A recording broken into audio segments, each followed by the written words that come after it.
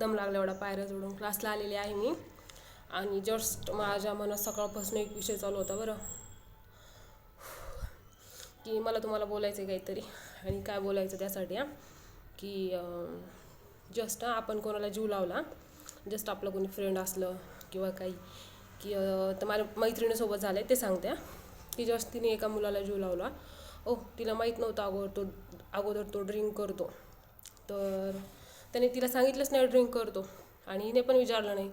मग नंतर हळूहळू तिला कळालं की तो ड्रिंक करतो. तर तिला तो आवडत होता, त्यामुळे तिने एक्सेप्ट केलं बरं ते, की ठीक आहे बाबा ड्रिंक करतो तो.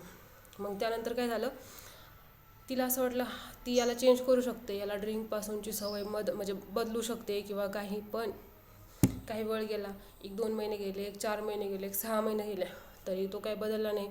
शेवटी ह्या माझ्या फ्रेंडने काय केलं, त्या मुलाला सोडलं आणि दुसऱ्या मुलाच्या सोबत जॉईन झाली. समजा जो मुलगा तिच्यावर प्रेम करतो किंवा काही पण मग तुम्ही विचार करा ना, तुम्हाला सवय बदलायची नाही आहे, ठीक आहे, तुम्हाला ड्रिंक करायची आहे, तर तुम्ही त्या मुलीला ना सांगून द्या ना डायरेक्ट. तिला कशाला म्हणजे 5-6 महिन्याच्या पिरियडमध्ये गुंतवून ठेवलं, नाही मी ड्रिंक सोडतो, मला तुझं ऐकायचं आहे, मला तुझ्यावर प्रेम आहे, आणि शेवटी सोडायचीच नाही ड्रिंक.